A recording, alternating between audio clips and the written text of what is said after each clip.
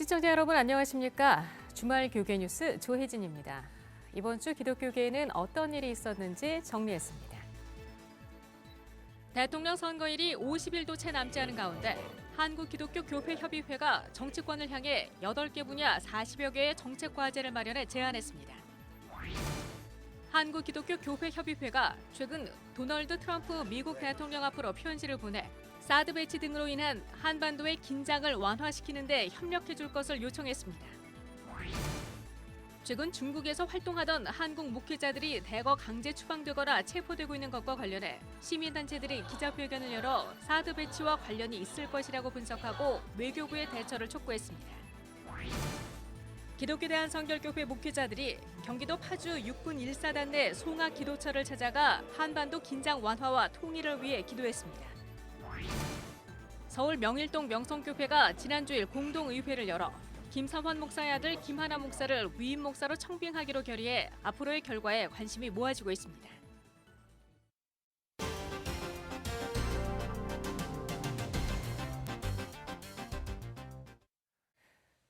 1073일 동안 물속에 있던 세월호가 지난 23일 물 밖으로 모습을 드러냈습니다. 참 오랜 기다림이었죠. 취재 기자와 자세한 이야기 나눠보겠습니다. 이승규 기자, 네. 세월호가 드디어 물 밖으로 나왔습니다. 네, 그렇습니다. 세월호는 지난 23일 새벽 3시 45분경 선체 일부가 수면 위로 모습을 드러냈습니다. 예. 세월호는 두 척의 제킹 바지선에 와이어로 묶여서 수면 13m까지 올라왔습니다.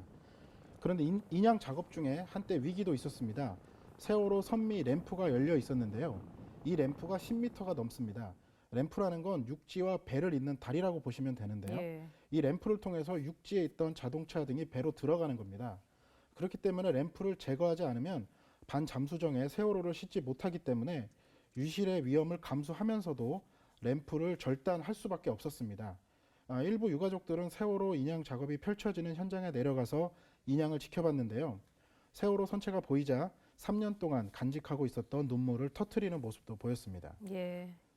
특히 미수습자 가족들은 9명의 미수습자들의 인양이 우선이라면서 예. 모두 집으로 가족들 품으로 돌아올 수 있도록 마음을 모아줄 것을 당부했습니다. 네, 그 배가 올라오는 모습을 아마 전 국민들이 다 같이 지켜봤을 것 같아요. 네, 저도 그걸 보면서 좀 이렇게 마음이 이렇게 울컥하는 그런 느낌이 있었는데 네. 아마 이런 느낌 아마 다 모든 시민들이 가졌을 것 같기도 하고 그 네. 시민들 같이 만나보셨죠? 예, 그렇습니다. 세월호 빈소가 마련된 광화문 광장에 한번 나가봤는데요. 진도에 갈 수 없던 시민들은 가족들과 같은 마음으로 광화문을 찾았습니다. 지난 새벽부터 계속 뉴스를 보고 있었어요. 잠을 못 자고. 이 3년 만에 인양된 것도 안타깝고 조금 더 빨리 인양될 수는 없었겠냐 하는. 가족의 품으로 돌아오지 못한 9명의 미수습자들이 수습되길 기원하고 올라올 수 있었던 건데 왜 아직까지 결정이 안 되고 계속 미뤄지고 있었는지 거기에 대해서 꼭 해명이 필요하다고 생각하고요. 아직 돌아오지 않은 9분들도 딱 꼭 돌아왔으면 좋겠습니다. 진실도 꼭 밝혀지길 기대했습니다. 정말 진실이 정말 정확히 규명이 되기를 정말 바랍니다. 이런 일들이 다시는 정말 일어나지 않기를 바라고. 광화문 광장에서 세월호 가족들과 함께해온 자원봉사자들은 지금부터 시작이라며 앞으로의 일정들이 투명하게 공개돼야 한다고 강조했습니다. 앞으로의 어떤 진행 과정은 철저하게 조사가 될 수 있고 명확하게 규명될 수 있는 어떤 그렇게 이루어져야 된다는 생각을 많이 했어요. 보면서 지금부터가 정말 시작이구나. 네, 이제부터 시작이다라는 말이 참 가슴에 남는데요. 네. 한국교회도 세월호 인양과 진실 규명에 목소리를 높여왔었죠. 예. 인양 소식 이전부터 한국교회는 세월호 참사 3주기를 맞아서 세월호를 기억하는 활동들을 이미 계획해 놨었습니다. 예. 특히 올해 세월호 3주기는 부활절과 맞물려 있어서 더욱더 세월호 문제에 관심이 높았는데요. 예. 세월호 참사를 기억하는 기독인 모임은 다음 달 8일 세월호 미수습자 가족과 함께하는 기도회를 열고 고난함께는 다음 달 10일 고난주간을 맞아 팽목항 순례에 나섭니다. 두 단체는 당초 팽목항에서 행사를 진행할 예정이었는데요. 세월호 인양이 속도를 내면서 세월호가 옮겨질 목포 신항으로 장소를 변경하기로 했습니다. 이에 앞서 종교개혁 500주년 연합 기도회는 오는 27일 다음 주 월요일이죠. 나눔의 교회에서 세월호 가족인 박은희 전도사와 세월호 특조위에서 활동해온 박종훈 변호사를 초청해 함께 기도의 자리를 마련합니다. 또 다음 달 16일에는 안산 분향소에서 오후 4시 30분입니다. 부활절 예배를 드리기도 합니다. 특히 지난해 활동이 종료된 세월호 특별조사위원회 활동을 재개해야 한다는 목소리에도 힘을 싣고 있습니다. 세월호가 인양되면 선체조사위원회가 세월호 선내의 문제점들을 조사하게 될 텐데요. 이와 별도로 2기 세월호 특별조사위원회를 출범해 세월호가 왜 출항하게 됐는지, 인양이 왜 늦어졌는지 등 미진했던 진실 규명 활동을 해야 한다는 겁니다. 교회협의회는 세월호 2기 조사위 구성을 대선 정책으로 제안하기도 했는데요. 반드시 수사권과 기소권을 가져야 한다고 주장했습니다. 완전한 수사권과 기소권을 가진 독립적 기구로서 실체적 진실을 온전히 드러낼 수 있는 그런 세월호 특별조사위원회를 통해서 다시는 이런 억울하고 정말 황당한 죽음이 생기지 않는.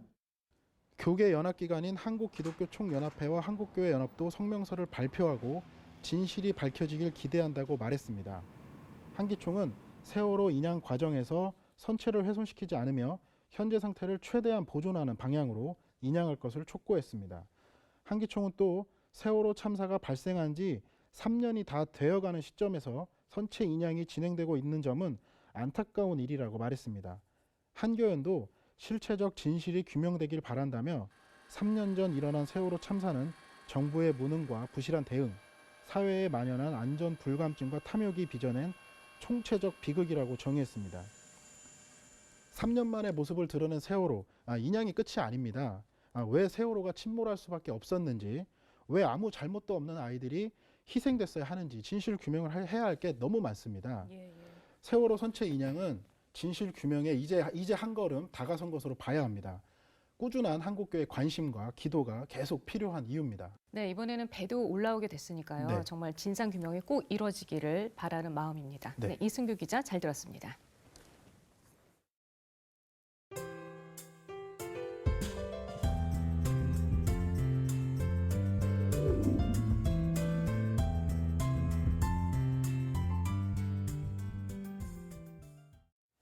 CBS 시네마가 사순절을 맞아 준비한 영화 위대한 임무가 개봉했습니다. 홀로코스트를 소재로 한 이번 영화는 나치 시대 800여 명의 목숨을 구한 믿음의 사람들의 기적 같은 실화를 담고 있어서 신앙인들에게 잔잔한 감동을 선사하고 있습니다. 운화 현장 이사라 리포터입니다. 1940년대 나치 정권이 네덜란드를 지배하고 유대인 탄압과 학살을 자행합니다. 믿음의 대학생들은 나치당 가입을 강요당하자 이에 맞서는 대학생 비밀 조직 티네이지 아미를 조직해 대응에 나섭니다.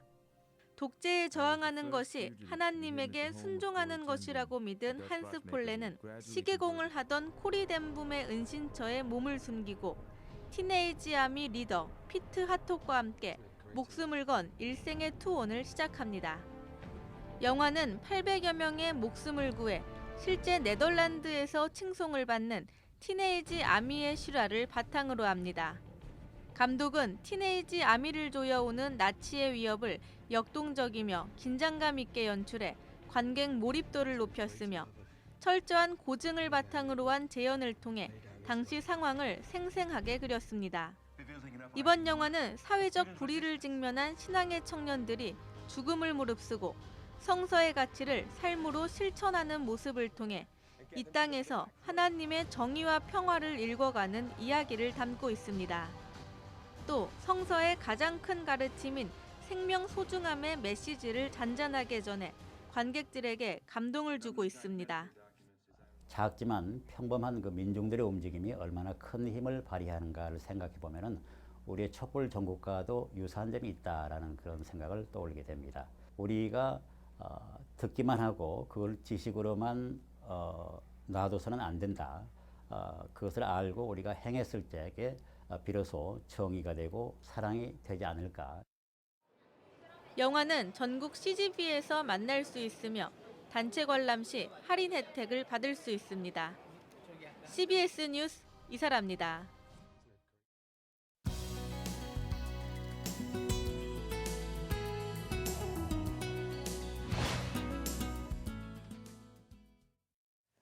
오는 5월 9일 제19대 대통령 선거가 진행됩니다. 대통령 탄핵 이후 치러지는 중요한 대선인 만큼 공정하고 투명한 선거 절차가 강조되고 있습니다. 그래서 오늘은 기독교계 시민단체들이 모여서 만든 공명선거 네트워크 윤환철 전문위원과 함께 이번 대선을 위한 활동에 대해서 이야기 나눠보겠습니다. 윤 위원님 어서 오십시오. 네, 안녕하십니까. 네. 공명선거 네트워크 현재 9개 단체가 함께하고 있는데요. 네. 모두 기독교 단체인가요? 예, 거의 그렇습니다. 희망정치, 또 성서한국, 예. 또 뉴코리아 이런 조직들이 함께하고 있습니다. 아, 그렇게 해서 9개. 네. 공명선거 네트워크는 이번 선거에서 주로 어떤 활동을 하게 되나요?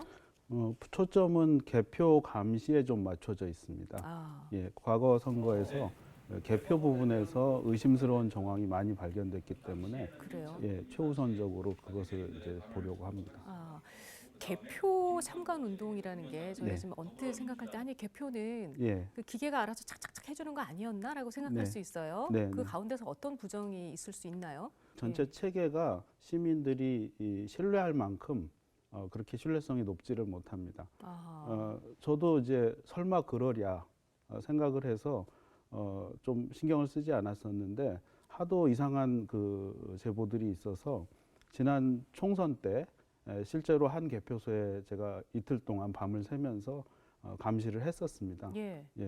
그랬더니 제 눈으로 62표를 적발을 했고요. 어허. 홈표입니다. 그러니까 한 다발에 새누리당 예. 표라고 606표 이렇게 묶여 있고 전표가 딱 붙었습니다. 그걸 재검표를 했더니 예. 그 가운데 민주당 표가 62표가 섞여 있었어요. 어허. 그러면 표 차는 그의 2배가 나겠죠.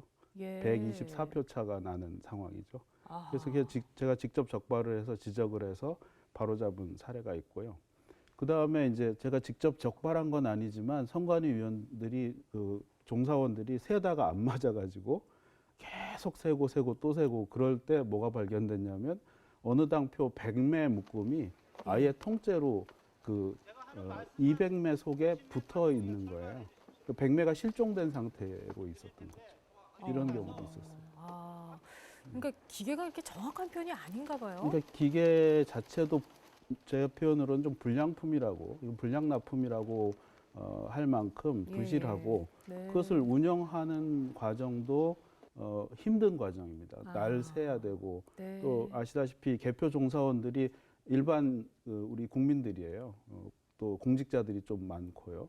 이러다 보니까 일생 하던 일은 아니고 낯선 일을 하는데 또 밤을 새서 하고 있지 않습니까? 밤을 새면 힘들어서 빨리 집에 가고 싶어지는데 예, 그 예. 시간에 제가 적발했습니다. 아하. 네. 공백 시간에. 아이고, 개표 참관 활동이라는 게 굉장히 예, 중요하네요. 네. 지금으로서는 중요하지 않다고 할 수가 없고 네, 네. 저희가 신경을 쓰지 않을 수 없습니다. 예, 알겠습니다. 그리고 최근 지금 선거철이 다가오면서요, 허위사실 유포, 또 네. 가짜뉴스 유포 이게 참 문제인데요. 예, 예. 주변에도 뭐 이상한 문자 받았다는 분들이 있어요. 네, 네. 제보도 좀 들어오고 있나요? 예, 그 fairelection.kr 이 사이트에서 제보를 받고 있는데요. 보니까 뭐 매우 황당한 내용부터 그럴싸한 뉴스로 포장된 내용까지 상당히 다양한 내용이 올라오고 있습니다. 네. 뭐 예를 들어서 이번에 공산당이 집권을 하는데 그렇게 되면 1순위로 목회자가 사형을 당하고 네. 2순위로 군인이 당하고 아, 그래요? 네, 뭐 이렇게 순서도 정해져 있는 경우도 있고 이게 뉴스 형식으로 돌아다니는군요. 그거는 어떻게 보면 유언비어 형식인데 뉴스 형식은 어떻게 되어 있냐면 전혀 가상의 언론사와 가상의 기자가 등장을 합니다. 네. 그래서 그럴싸한 어떤 기사의 포맷을 가져요. 네, 네. 그런 걸 보면은 이거 전문적으로 생산하는 조직이 있구나 하는 생각을 좀 하게 하더군요. 네, 그 제보를 하면 어떻게 처리를 하시나요? 일단 축적을 하고요. 중요도에 따라서 고발을 할 수가 있습니다. 선관위에 고발을 하는 건가요? 예, 선관위에 고발할 수도 있고 정보통신법 위반으로도 고발당할 수 있고요. 예, 예. 그것을 최초에 보내는 것도 범죄고요. 받은 걸 재전송하는 것도 위법입니다. 아, 예. 근데 이제 많은 분들이 그걸 모르시고 이 SNS가 무료니까 마구 배포를 하시거든요. 그거 다 불법입니다. 아, 이거 예. 뭐 아무거나 받았다고 막 퍼뜨리면 안 되겠어요? 그렇죠, 안 네. 되죠. 예, 예. 그리고 선거 때만 되면 목회자들이 선거법 위반으로 적발되는 사례들이 간혹 있어요. 예, 고발당하신 경우도 예. 있습니다. 뭘 주의해야 될까요? 일단 뭐 예배 오셨다고 일으켜 세우고 박수 치고 뭐 이렇게 이제 가는 경우가 있는데 사실 예배라는 거는 새로운 손님을 환대하는 건 너무 자연스럽지 않습니까? 근데 그게 꼭 선거 때고 예. 그게 꼭 후보자일 때는 네네. 문제가 됩니다. 그럼 인사하는 정도까지는 어떻습니까? 인사하는 누가 오셨습니다까지. 정도까지는 예, 뭐 어떤 유권 해석이 관용할 수 있다는 정도로 나온 것 같은데 우리 정서가 인사에서 딱 그쳐지질 않잖아요. 예, 또 뭐 세우고 박수치고 격려하고 심하면 뭐 나갈 때 악수시키고까지 이렇게 가니까 제 소견에는 우리 교회는 일반 법을 지키는 정도가 아니라 이렇게 온전하게 의심의 여지를 없애는 그런 방향으로 가시면 어떨까. 그러니까 선거 때 아닐 때는 얼마든지 예. 인사도 시키고 격려도 하시고 선거 때만 좀 참아주시면 훨씬 더 칭찬받는 문화가 되지 않을까 그런 생각이 듭니다. 네. 네. 정치인이 왔더라도 인사도 그럼 시키지 말자는 말씀이실까요? 그러면 저는 고맙겠는데요. 강남에 있는 모 교회는 늘 선거 때마다 인사시키고 그랬었는데 어느 해는 안 시켰어요. 왜 그랬냐니까 3당 후보가 다 그 교회 교인이었어요. 아하. 그럴 때는 안 시키더라고요. 네. 하여튼 예, 조심을 해야 되겠습니다. 자, 이번 대선에 어느 때보다 관심이 높은 만큼요. 이제 네. 공명선거 활동에 더욱더 예, 관심이 모아질 것 같습니다. 예, 예. 그만큼 더 일도 많이 하셔야 될 것 같고요. 예, 예, 오늘 말씀 감사합니다. 윤한철 위원장이었습니다. 예, 고맙습니다. 이상으로 CBS 주말 교계 뉴스를 모두 마치겠습니다. 시청해 주신 여러분 고맙습니다.